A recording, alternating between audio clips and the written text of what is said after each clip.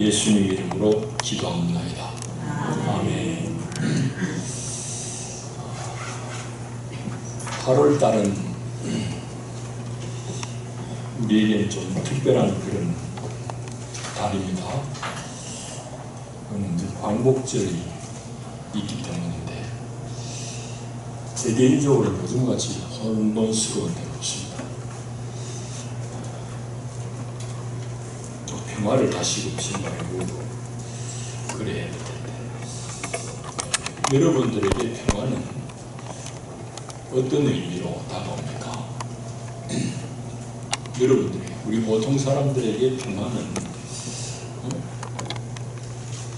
그런데 당장 뭐 피부에 와닿는 것은 없을 것 같아요. 그런데 얼마 전에 서울의 신림동에서 무자비하게 폭력에 의해서 죽은 여교사이잖아요. 그 여교사의 가족들에게 평화가 뭐냐 그러면 아주 심각하게 다가올 겁니다. 그 가족들에게는 아주 세상에서 제일 무서운 가치, 없어서는 안 될 필요 불가결한 요소로서의 가치를 느낄 겁니다.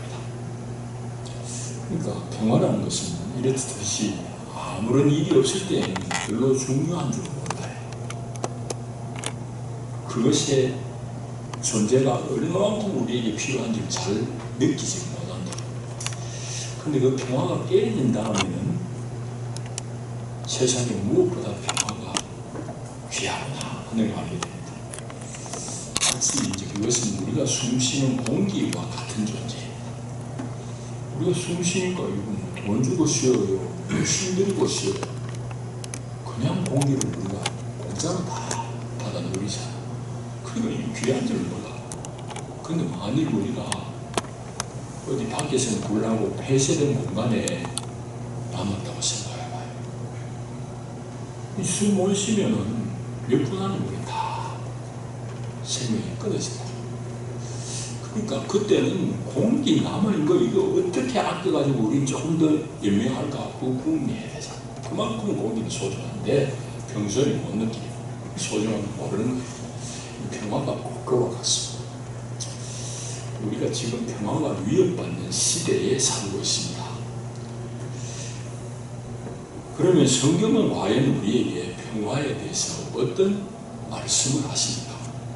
어떤 지침을 주십니까? 광범위한 주제입니다. 그런데 대단히 중요한 주제예요. 우리가 다 평화의 사도로 부름을 입었기 때문입니다. 이제 너무 광범위하긴 하지만 오늘 이 본문에서 도대체 뭐라 말씀하시는지를 좀 잘 살펴봐야 되겠습니다.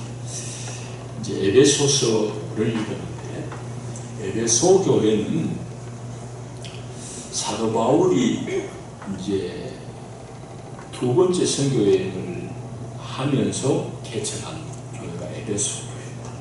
에베소는 로마가 그때 광대한 제국인데 아시아라고 하는, 지금 터키 이쪽 다 아시아라고 해요. 거기에 아시아의 주도가 에베소입니다. 에베소스. 그 에베소에 교회를 개척하고 그 다음에 거기서 오래 머물면서 목회한 것은 세 번째 선교여행이 됩니다. 그때는 에베소에서 3년 동안 머물렀어요. 그때는 여러분들이 아시는 대로 두란노 서원을 빌어가지고 강론을 했어요. 두란노 서원. 거기서 이제 강론을 하니까 많은 사람들이 복음을 듣고 그리스도로 돌아오는 일이 일어났습니다. 그런데 그렇게 목회를 잘 하다가 바울이 쫓겨서 급하게 도망갈 수밖에 없는 상황이 발생했어요.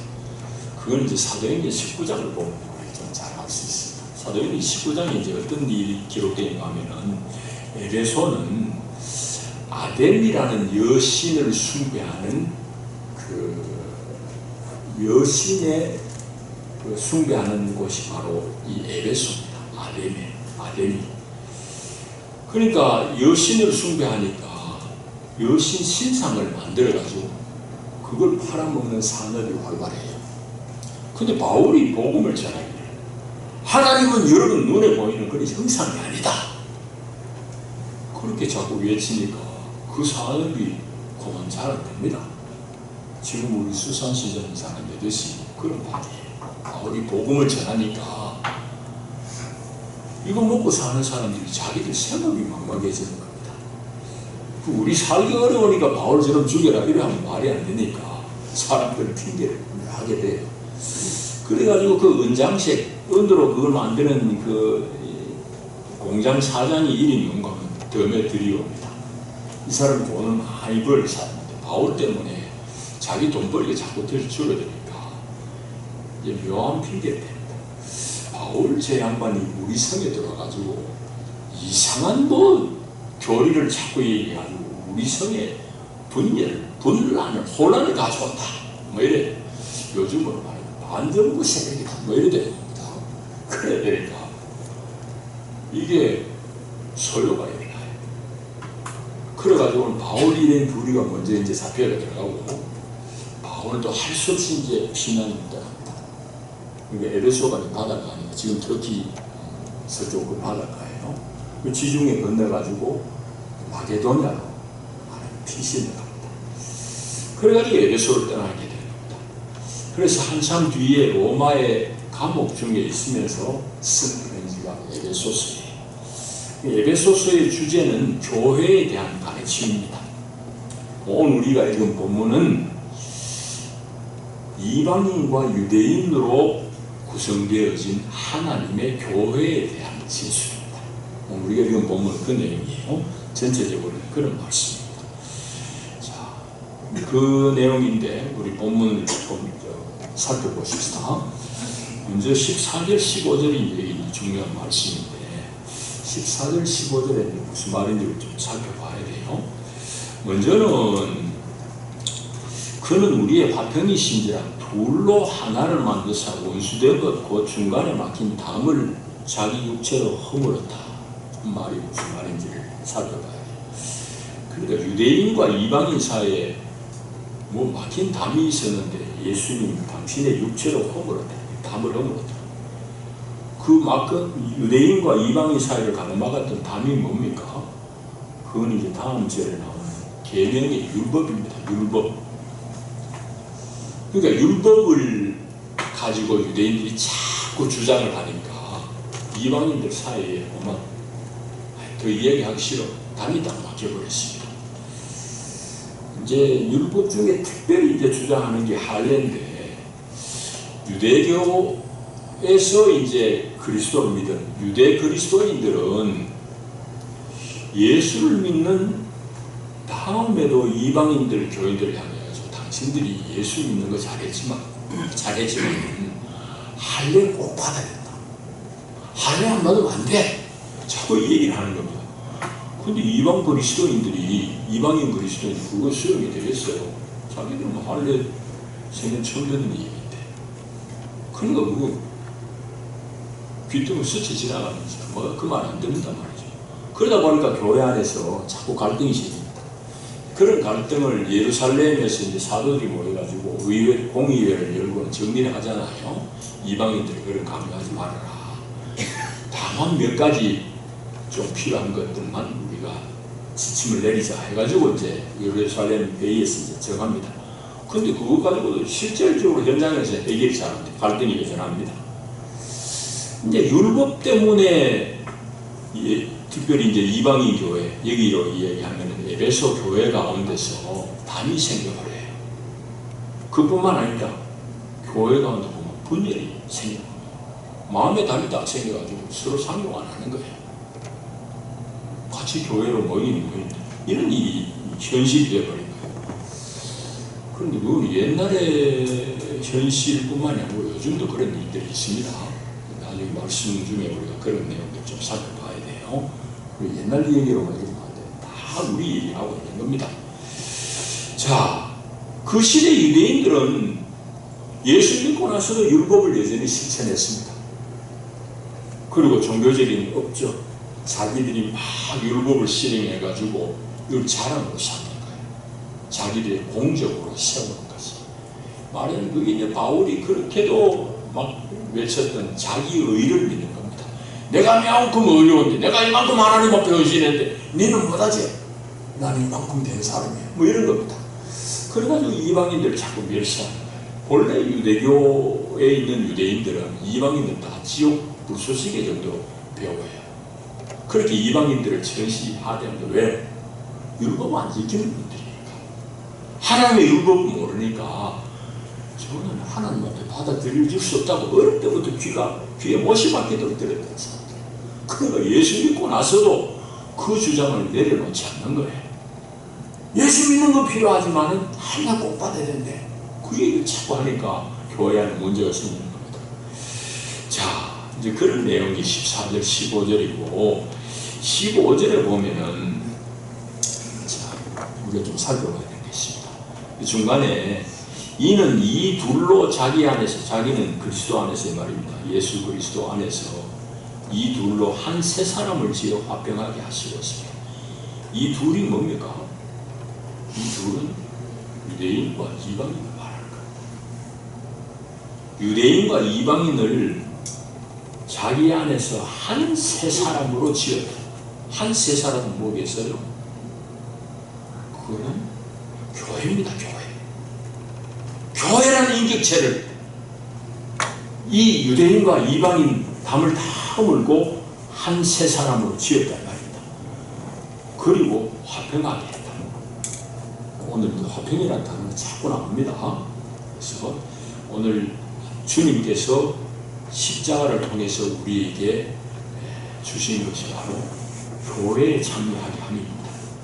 자, 그런데 이제 16절에 또 보게 되면 또 십자가로 이 둘을 한 몸으로 하나님과 화목하게 하려 하시며 원수된 것을 십자가로 소멸하시다.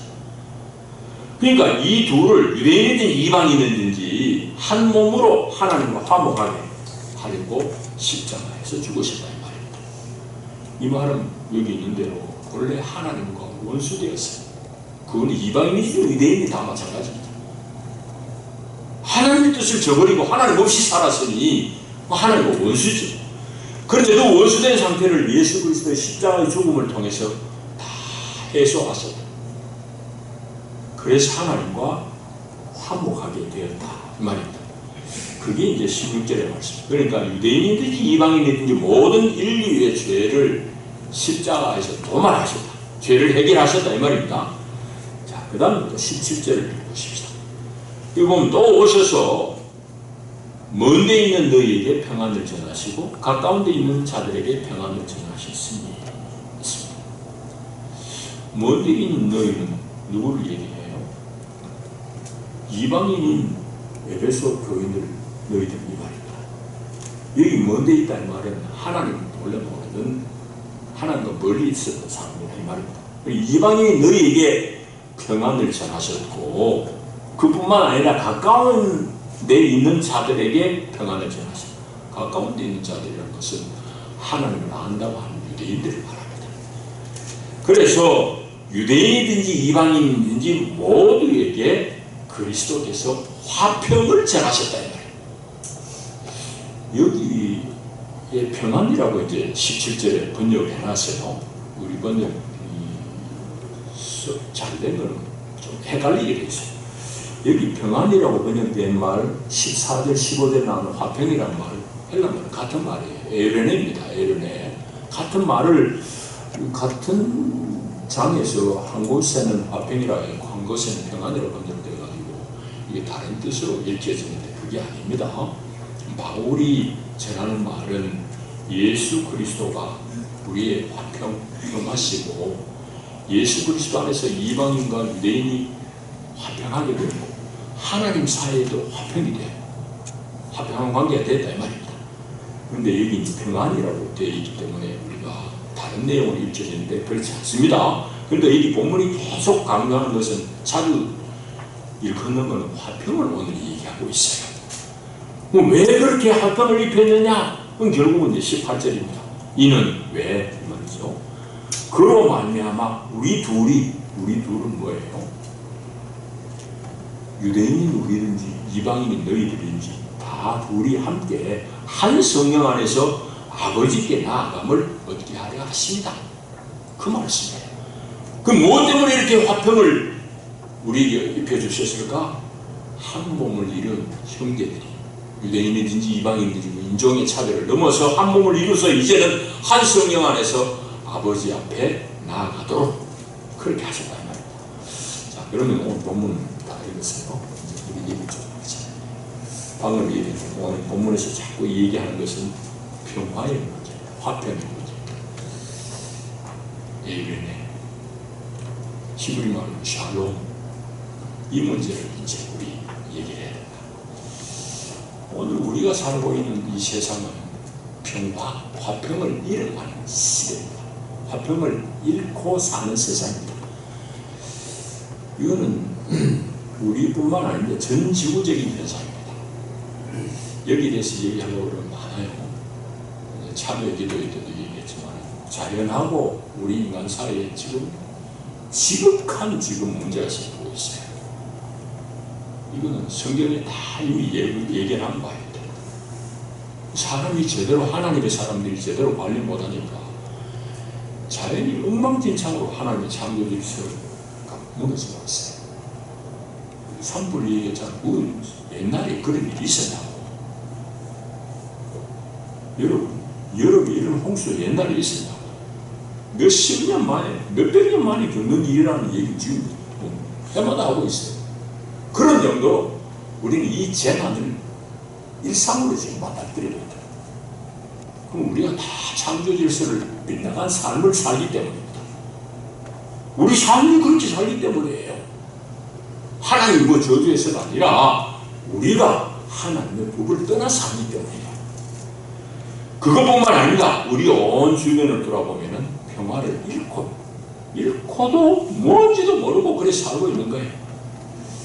그래서 여러 방면에서 얘기할 수 있지만 우리가 못나고 있는 대한민국이라는 사회, 또 우리 주변의 여러 나라들은 이 두 가지 관점에서 살고 있어서 이제 우리 사회를 얘기하자면 우리 보는 대로 계층 간에, 성별 간에, 세대 간에 심각한 분열을 겪고 있습니다. 예전에는 경험하지 못했어요. 이런 심각한 분열을 경험합니다. 심지어는 직장 다니는 애들도 아무게 제 정규직 맞나? 이러고 앉았어요. 정규직, 비정규직 간에도 분열이 일어나고 있습니다. 그걸 이제 우리 늘 하는 말로 사회가 양극화 되고 있다는 얘기입니다.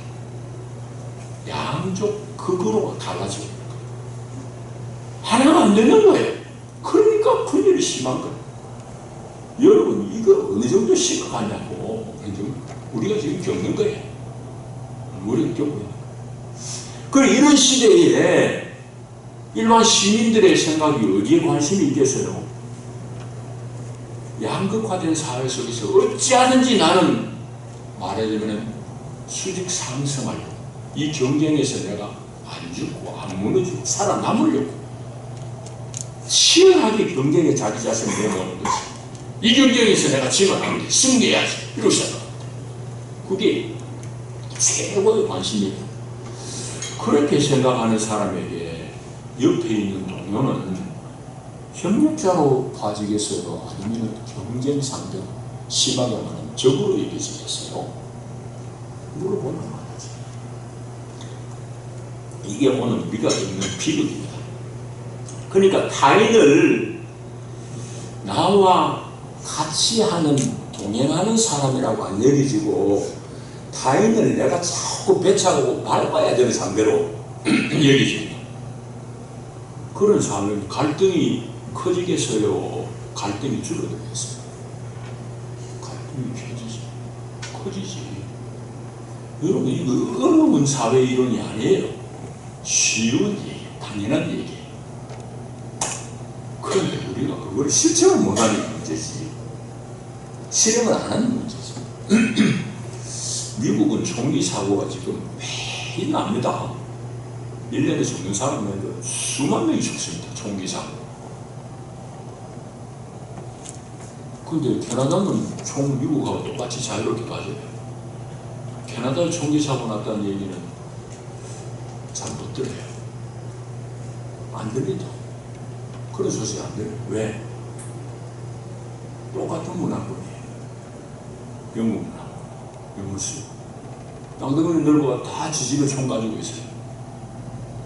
그런데 미국은 산더으로 그게 아니지. 매일매일 총기 사고나. 캐나다는 안 나고. 왜 그래요? 그리고 미국이 지금 나는데 그것도 데이터를 보면 통계를 보면 다 나와요. 언제부터 급격하게 증가했느냐.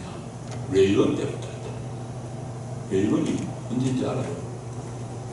레이건 때 미국의 정책이 확 신자유주의를 주창한대. 대처럼 급해가지고 막 신자유주의, 시장 자본주의, 마음대로 기업 자유롭게 해먹어라. 그 양극단식 처지는 사람, 돈 있는 돈 더 먹거든. 사회가 분열돼. 거기서부터 나간 사람들이 총질해야 됩니다. 우리 사회 요즘 지금 막 칼 들고 있잖아요. 뭐 대상이 없어. 아무데나 가지고 사람 치고 그런다. 그거는 총기 소지가 불법이니까 할 수 없이 칼 들고 뭐 주먹 뭐 끼워가지고 이러고 앉았지. 총 쏘는 거랑 똑같은 겁니다. 우리 현상이, 우리 사회가. 우리 사회는 먼저부터 그랬네. 급격하게 그런 갈등 사회를 하는 것은 IMF입니다. 그것도 역시 신자유주의적인 그런 사회 분위기를 그대로 경제 시스템을 그대로 받아들인 그 이유는 양극화가 심합니다. 그래가지고 갈등이 증폭되고 있는 게 오늘 우리 현실이에요. 우리가 살고 있는 이 땅의 형편이란 말이죠. 자, 그럼 주변에 세상 밖으로 있는 한번 국제적인 관점을 가져보죠. 여기도 원리는 똑같습니다. 어려운 원리가 아니에요. 어려운 원리가 아니에요. 어려운 이론이 아니에요. 국가 간에도 마찬가지입니다. 서로 포용할 때는 갈등이 잦아듭니다. 서로 협력할 때는 갈등이 잦아들어요.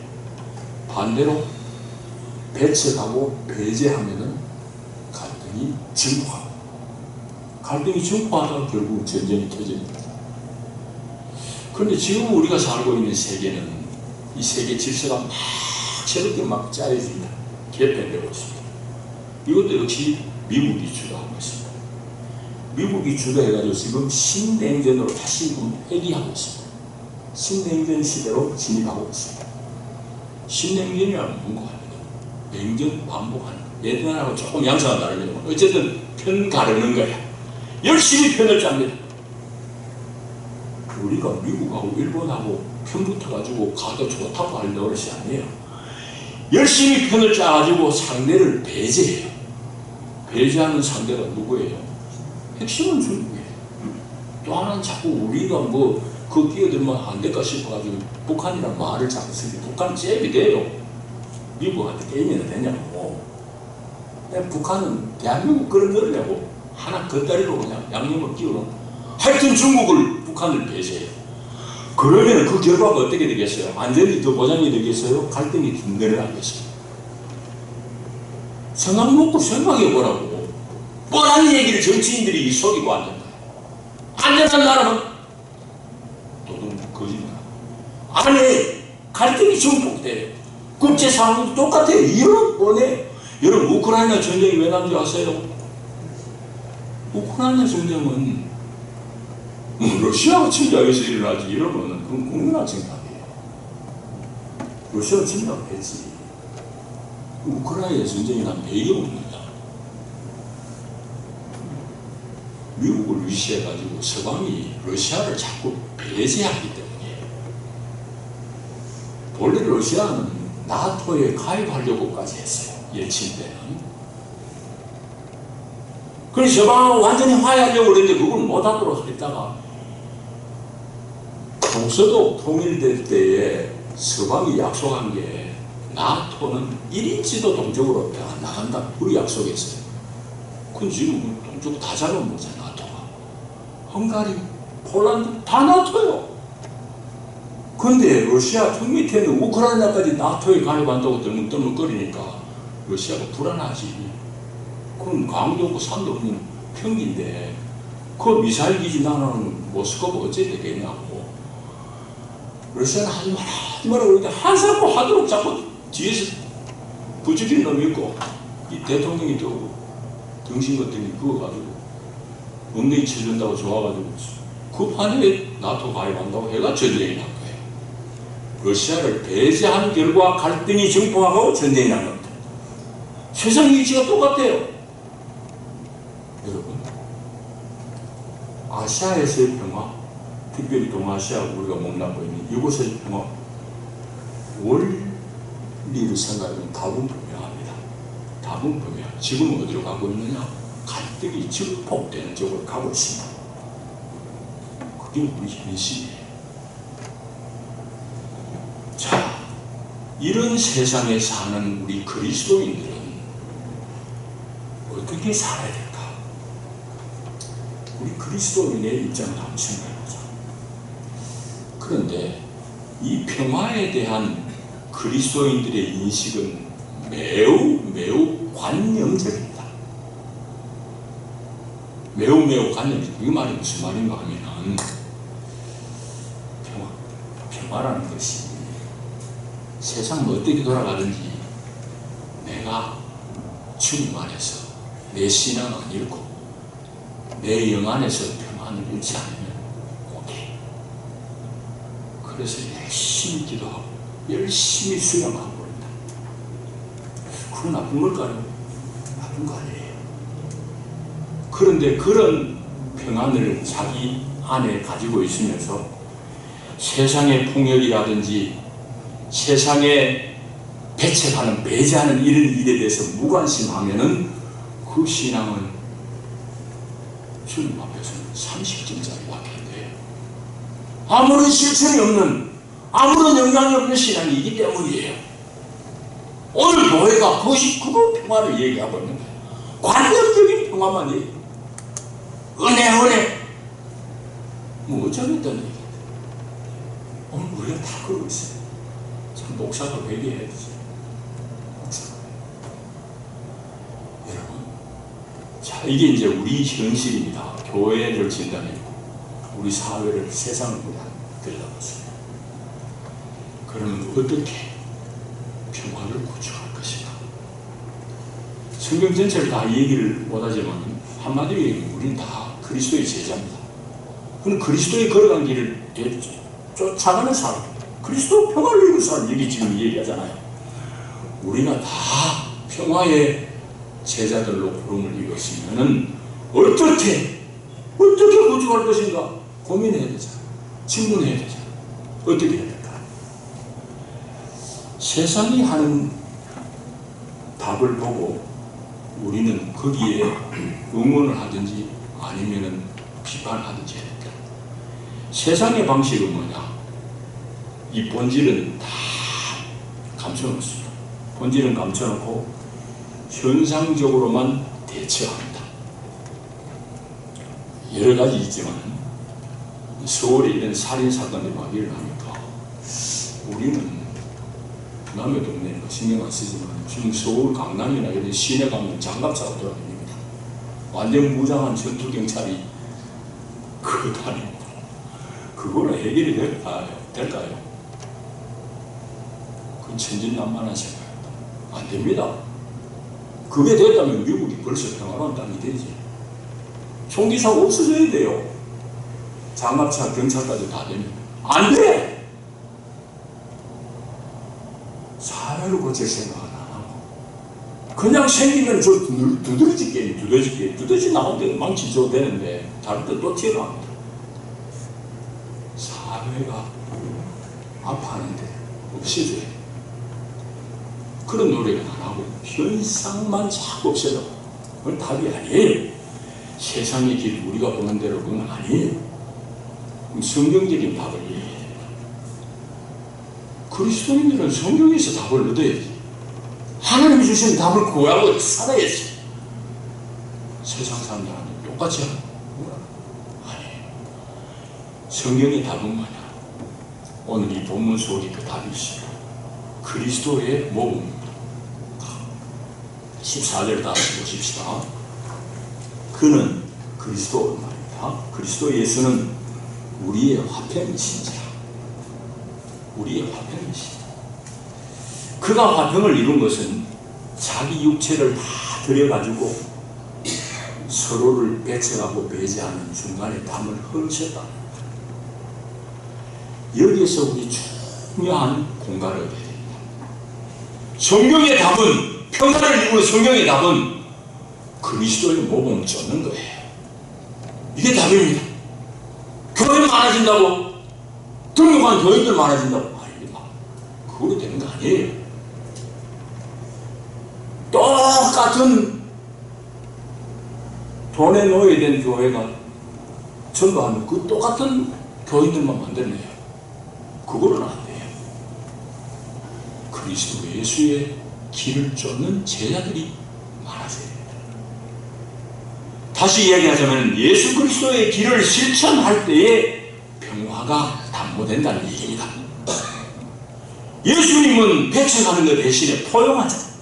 서로 가난한 담을 허물으시고 당신이 죽으심으로, 당신이 희생하심으로 서로를 화해하게 하시죠. 서로 화평하게 하시죠. 하나님과 우리 사이에도 화평이요, 유대인과 이방인 사이에도 화평을 주시고, 어떻게? 당신을 내어놓으시고 그 일을 해주시니까.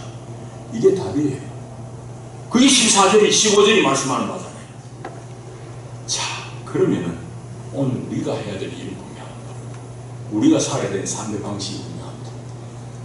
배제 혹은 배척 대신에 포용해야 됩니다. 포용해야 됩니다. 왜 자꾸 배척하느냐? 아까 얘기했잖아요. 경쟁 때문이에요. 그 경쟁 때문에 남을 짓밟고서라도 내가 살아야 되겠다는 것은 뭐 인간의 어찌하면 그 본능적인 그런 거지만 사실은 탐심을 자꾸 추구하는 데서 오는 그런 결과물들입니다. 그래서 이 탐심, 탐욕을 이루는 데서 비롯한 경쟁을 우리는 멈춰야 돼요. 이제 대신에 더불어 함께 사는 가치를 고양시켜야 됩니다. 이거 아니고는 답이 없습니다. 우리 사회에 답이 없어요. 점점 심각해질 수밖에 없습니다. 이런 무자비한 세상 점점 심각할 수밖에 없어요. 여러분, 자, 우리가 얼마만큼 거기에 대해서 속고 있는지 한번 보십시다. 앞으로 보세요. 학생이 앞에 둘이 있어요. A, B 학생이 있어요. 한 놈은 모범생이야. 한 놈은 소위 말하는 농땡이, 농땡이. 그럼 대부분의 사람들, 뭐 부모조차 해가지고 모범생을 선호하겠지. 농땡이 저는 빨리 없어져야 되도록 심하게 그래 저주할지도 모르겠습니다. 그런데 모범생, 농땡이 둘 속에 있는 심리 상태가 어떤지 우리 한번 생각해 보십시오. 모범생은 집에서도 칭찬 듣고 학교에서 칭찬 듣고 선생님이 그냥 농땡이 막 혼내고 매를대고 그러니까 자기가 대단한 존재를 생각해요. 칭찬받으니까. 자기는 우월하다고 생각해요. 농땡이 주는 것보다 내가 훨씬 우월해.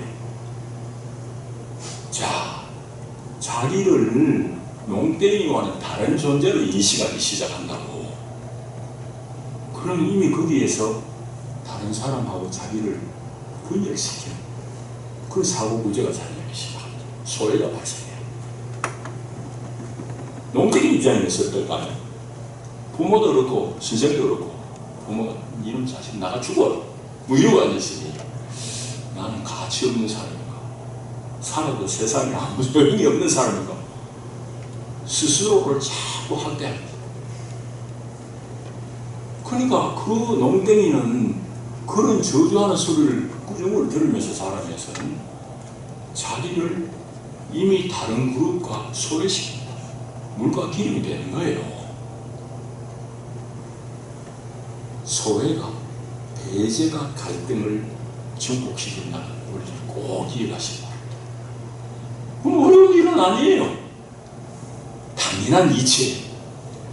오늘 그런데 우리는 거기에 대한 고민이 없습니다. 교회가 세상에 휩쓸려가지고 똑같이 주장합니다. 제가 얘기했죠. 우리나라 국회의원 한 놈도 예외 없이 다 시장 자본주의 주창받아요. 독일 국회의원 하나도 없습니다.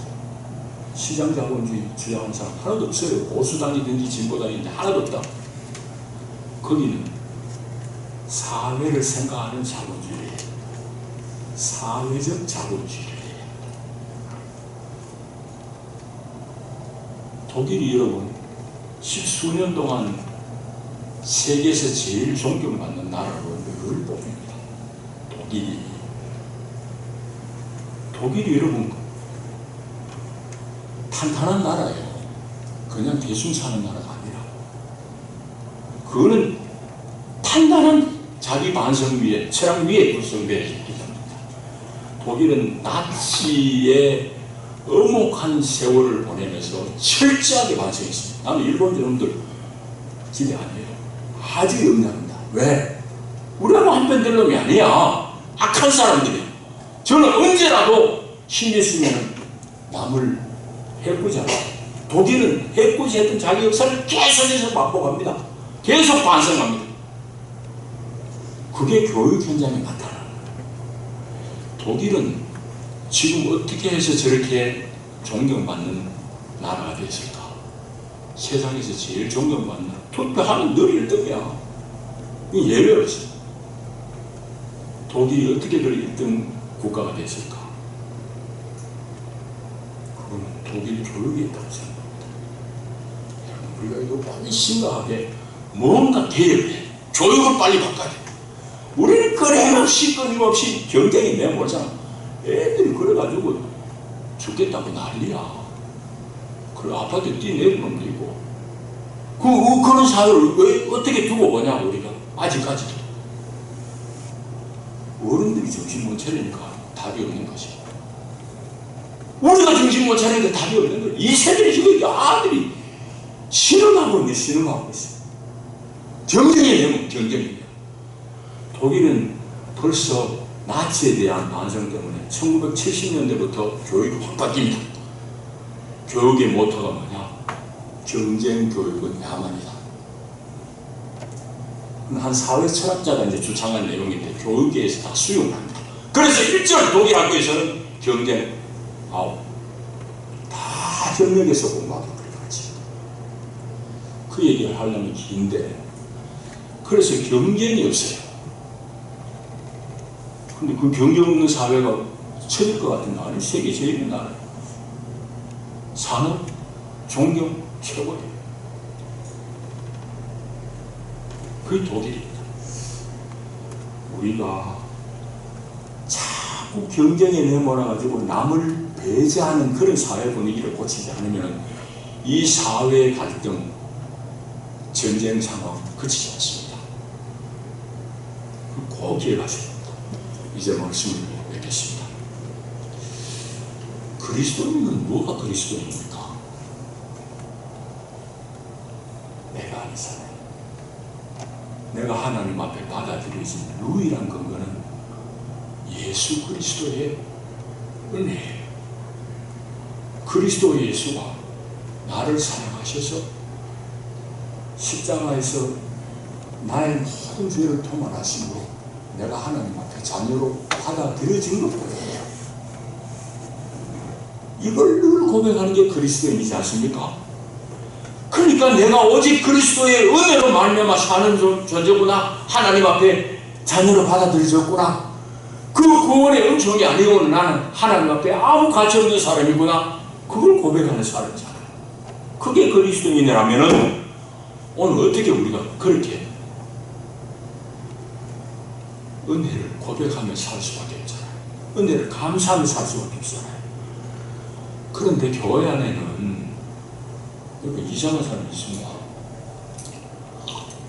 자기는 신앙이 좋다고 그러지만 신앙을 좀 잘못 가진 사람 중에는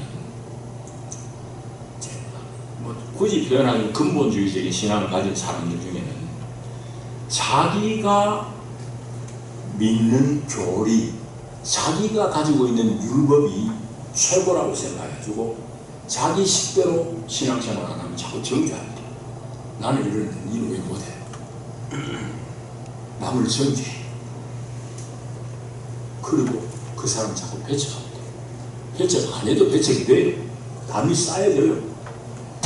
에베소 교회만 있었던 현상이 아니에요. 오늘 2023년 지금도 교회 가운데 특별히 보수적이라고 하는 교회 안에서 그런 일들이 일어납니다.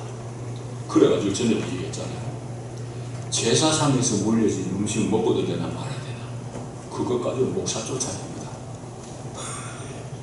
웃긴 장고. 그러고 앉았어요. 그게 자기가 잘 믿는다고 생각하는 거지. 자기가 잘 믿는다고 생각하는 거지. 그렇게 교리로 타인을 정죄하고 배척하는 그런 태도시, 그거는 그리스도인의 옳은 태도가 결코 아닙니다. 그건 자기 의를 과시하는 데 불과해. 그 신앙은 대단히 잘못 배운 신앙입니다. 우리는 성숙해지면 성숙해질수록 그리스도의 마음을 담아요. 그리스도는 보세요. 가늠하다 붙잡혀온 여자 중에 돌로 치는 게 율법이에요.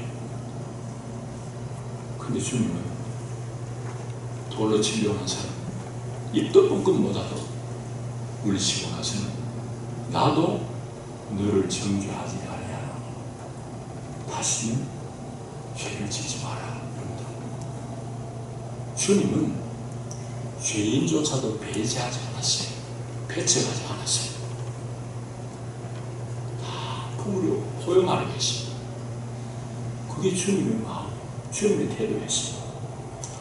우리도 그 은혜 있고서야 하나님 앞에 받아들여지지.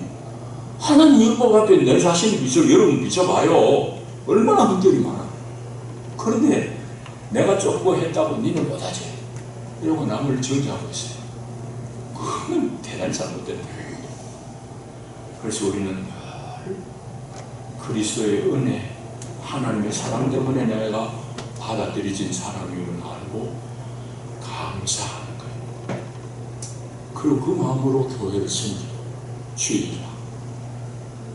또 그 마음으로 세상 가운데서도 자꾸 담을 쌓는 일을 우범을 해야 돼요. 여러분 보세요. 세상에서 꼰대질하는 교회일수록 지금 교리 가지고 사람을 배척하고 비난하고 그럽니다. 그건 이유가 한 가지 때문이에요. 그런 데서는 평화를 이룰 수 없어요. 그리스도의 마음을 회복하고 그리스도의 마음을 얻어서 우리 갈등이 정말 난무한 이 세상 가운데 그리스도의 평화를 이루어내는 주의 제자들이 되어야 될 것입니다. 기도합니다. 주님, 예수님, 당신의 몸을 들여 우리의 화평을 이루셨습니다. 주님, 우리를 도우시고 아버지 에베소 교회의 문제, 여전히 오늘 우리 교회의 문제이기도 합니다. 하나님, 종이 한 장 차이 같은 이 자기의에 빠진 이 허물들 오늘 우리도 범하기 쉽습니다. 주여 불쌍히 여기시오. 예수만이 우리의 평화이고 예수 안에서 주님과 화목한 우리들이 세상 가운데 그리스도의 길을 뒤따르게 하시고 그리하여 갈등과 전쟁이 끊이지 않는 이 세상 가운데 하나님의 평화를 이루어내게 하옵소서. 예수님 이름으로 기도하옵나이다. 아멘.